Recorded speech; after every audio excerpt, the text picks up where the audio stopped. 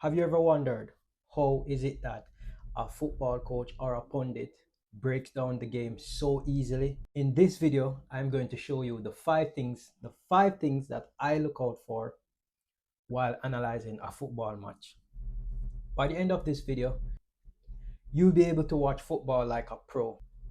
We'll cover the team shape, build up play, pressing, key players, and transition. All explained in a simple way so you can start watching football matches with a tactical eye. Now, let's jump in. So, the first one we look at is team shape and formation. Now, when I'm watching a game, the first thing that I look out for is what formation are the teams playing? Is it 4-3-3 or 3-5-2, 4-2-3-1? That's the first thing that I look out for. Or maybe something more fluid.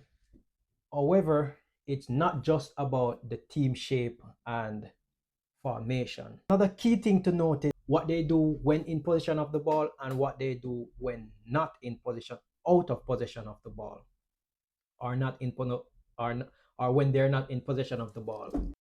So, for example, a team might build up in a 3-5-2 formation. No, that's how they looked while building up.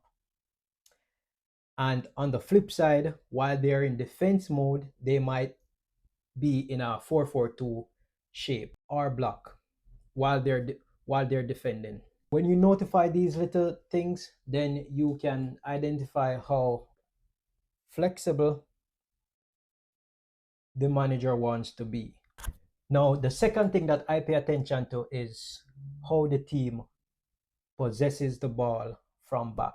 What is their build-up play?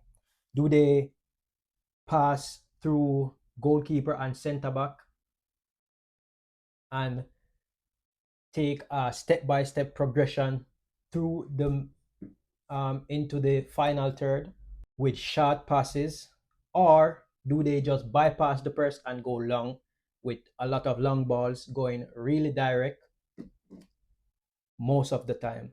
These are some little things that you can look out for. Also, is there a defensive midfielder that is always dropping deep, trying to pick up the ball and try to progress his team forward? This tells you a lot about the team's strategy and how they want to play.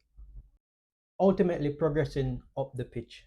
So the next thing that I'll focus on is pressing and defensive shape.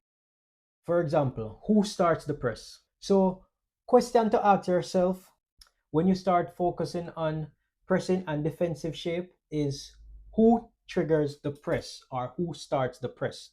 Is it the striker? Is it the wingers? Or is it the midfielders pushing up behind? Another question to ask is where are they pressing from? Now, where's the press coming from? Is it in the final third, the middle third? Where is it coming from? You want to know is it if they're going to start their press high up the pitch, or they're going to start pressing once the ball reaches the middle third. Those are things that you can look out for. Or is it a case where they just sit in a deep low block and wait for the opponent to attack them? A high press, if they decide to use a high press, it's very effective. When this is done correctly, it can create a lot of quick chances in the final third. However, the high press can be very risky at times because if the team escapes the press, then you're left exposed and can be hit with a can be get caught in transition. While a low block, you tend to have a little bit more control in a low block. It gives a little bit of security. However, it invites a lot of pressure on your whole squad because everyone has to work in sync. Once someone makes a mistake, then the team will pay costly for that mistake.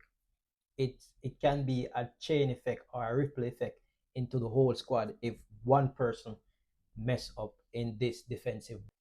Noticing how disciplined the team is in keeping their shape can really show you how organized this team is defensively, or how organized they are defensively.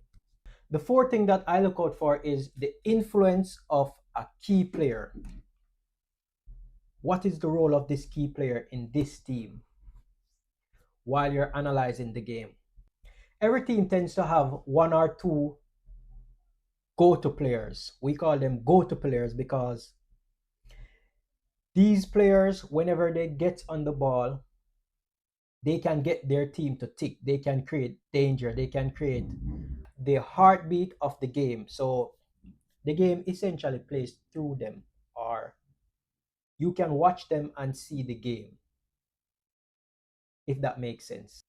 It can be a deep line playmaker who controls the tempo of the game, or the winger who always looks to take on his opponent, or the striker who seems to stretches the defense line. Spotting who these players are and how the opponent reacts to them, how they set up to defend against them, can give you a picture of the game's main battles. And finally, transition. In modern football, it's all about what happened in those split seconds when a team wins or loses possession of the football. When a team loses possession of the football, what are their reaction? Do they immediately spring into a counter press, into counter pressing to try and win back the football immediately, or do they just drop back, sit back in their defensive shape? They try to stay organized as quick as possible, try to get organized as quick as possible in their defensive shape. What do they do? That's a good question to ask, and then you can look out for this while watching the game. And when they win it, what are their reaction as well? What do they do when they win back this football? Do they spring forward? Do they explode forward into a counter attack? Or do they just slow it down and possess the ball, trying to pull their opponents apart, trying to find that extra man to create some damage in the opponent's turn? And this is often how a game is won and lost, because a well-timed transition can completely change the momentum of the game, causing you to win or lose that game. And that's how you analyze a football game like a pro, using these 5 and simple key points. I implore you to start practicing these the next time you decide to sit down and watch a football game, and you will start to noticing things most people tend to miss. If you found this video helpful, don't forget to smash that like button, subscribe for more football knowledge, player analysis, and football tips, and I'll see you in the next one.